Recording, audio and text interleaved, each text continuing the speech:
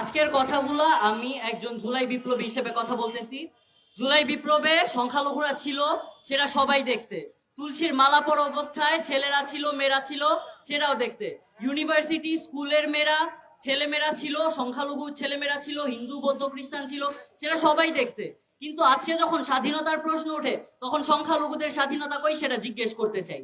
সেদিন যখন খিলক্ষেত মন্দিরের মধ্যে মানলাম এই ব্যাপারটা সরকারের হস্তান্তরে গেছে, কিন্তু আমি জিজ্ঞেস করতে চাই, সরকারের মধ্যে কি জুব্বা পরিহিত দাড়ি সহ লোকজন কাজ করে? 400-500 জন লোক মিলে কিভাবে খিলক্ষেতের মন্দিরে যায়? আচ্ছা গেল, ভালো কথা, হুমকি দিল যে 12টার মধ্যে মন্দির সরাইতে। তারপর রথযাত্রার কারণে মূর্তি সরানো হইলো না, মন্দির সরানো হইলো না, দ্যাটস ফাইন। তারপরে যখন কালকে হামলা হইলো, কালকে হামলার আগে তারা প্রশাসন গেল ওখানে মন্দিরে গিয়ে মন্দির সরাবে, তারা মন্দির ভাঙচুর করবে। ওকে, তাও মাইনা নিলাম, আপনারা মন্দির ভাঙচুর করেন, মূর্তিটা পর্যন্ত কি সরানো গেল না? এর আগে স্বৈরাচারী শাসনামল ছিল, সেই স্বৈরাচারী শাসনামলও তো একটাবার সাহস করে দেখায় নাই যে একটা মূর্তি সহ মন্দির ভাঙবে। যেখানে আপনারা কেমনে ইন্টারিম সরকার হয়ে এরকম মূর্তি সহ একটা মন্দির ভেঙ্গা ফেলেন? আমরা এই প্রশ্নটা রেখা যেতে চাই একজন জুলাই আন্দোলনকারী হিসেবে, যে সংখ্যালঘুদের স্বাধীনতা কই? এই বিপ্লব আমরাও ঘটাইছি, তো এখন স্বাধীনতার প্রশ্নে আমাদের স্বাধীনতাটা কোথায়? 8 দফা কই আমাদের? 8 দফা নিয়ে কথা বললে আজকে আমাদের দালাল ট্যাগ শোনা লাগে।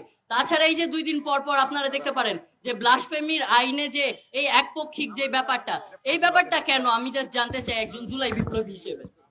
তার থেকে বড় কথা, সেদিন তারা প্রশাসন নিয়ে গেল, এতজন মিলে গেল মন্দির ভাঙবে, তা এতজন 400-500 জন পাঠাইতে পারে ইন্টারিম সরকার থেকে মন্দির সরানোর জন্য? তা আমি জিজ্ঞেস করতে চাই, তাহলে 20-30 জন মিললা কি মূর্তিটা সরানো যায় নাই? 400-500 লোক গিয়ে যদি মন্দির ভাঙতে পারে, তাহলে 20-30 জন কেন আসতে পারেনি একটা মূর্তি সরানোর জন্য? আর সংখ্যালঘু সেখানে অনেকে আবার বলতেছে যে লাঠি সোটা, মূর্তি সরাইতে গেছে লাঠি সোটা নিয়ে নাকি সংখ্যালঘুরা ধাওয়া দিছে। আমি উল্টা আরো তাদের বলতে চাই, 5-6 জন সংখ্যালঘু মিল্লা সেই 400-500 প্রশাসনের লোককে কি এমন করতে পারছিল যে তারা 400-500 লোক মিল্লা একটা মূর্তি সরাইতে পারে নাই? তাদের মানে কি এত তারা ছিল যে 2টা দিন সময় দেওয়া যায়নি?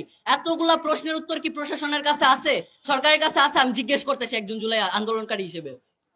আমাদের যতদিন না 8 দফা বাস্তবায়ন হবে, ততদিন আমরা কিভাবে মানবো যে আমরা স্বাধীনতা পাইছি? আমাদের স্বাধীনতা দেখান আপনারা।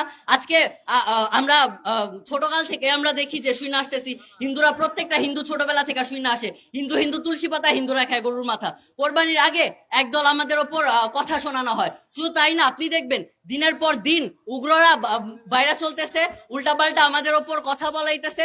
আর তার বিরুদ্ধে আমরা যখন কথা বলতে চাই, তখনই আমরা যে ভারতের দালাল, আওয়ামী লীগের দালাল।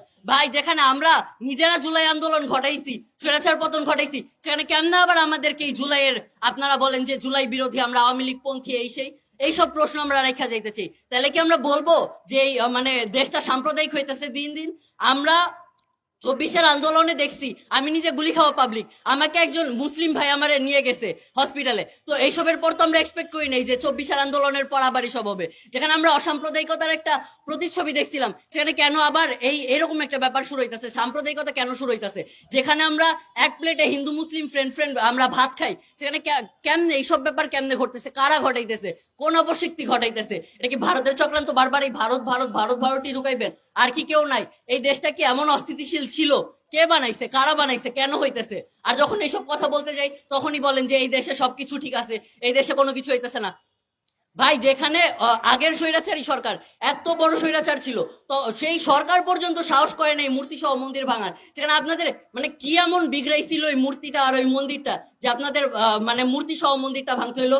আর এখানে আমি হাজারটা মসজিদ মাদ্রাসা দেখাইতে পারবো বাংলাদেশের মধ্যে, যে মসজিদ মাদ্রাসাগুলা মানে জমি সংক্রান্ত মামলায় ভুগতেছে, অভিযোগে ভুগতেছে। তো এইসব ভাঙা হইতেছে না কেন? মানে এরকম একপাক্ষিক কেন, এরকম এক নজরদারি কেন? আমি জানতে চাই একজন জুলাই বিপ্লব হিসেবে। মানে এই ধরনের যদি হইতে থাকে, তাহলে স্বাধীনতা বলবো যে স্বাধীনতা সংখ্যাগরিষ্ঠরাই পাইছে। আপনার নেক্সট টাইম তাহলে আর কখনোই এরকম মানে সংখ্যালঘুরা স্বাধীনতা পাইছে এই কথাটা বলতে যান না। আর দিন শেষে কথা ভাই একটাই, যতদিন না সংখ্যালঘুদের 8 দফা পূরণ হইতেছে, ততদিন আমরা সংখ্যালঘুরা স্বাধীনতা মানবো না, বা আমরা স্বীকার করবো না যে আমরা স্বাধীনতা পাইছি। ধন্যবাদ।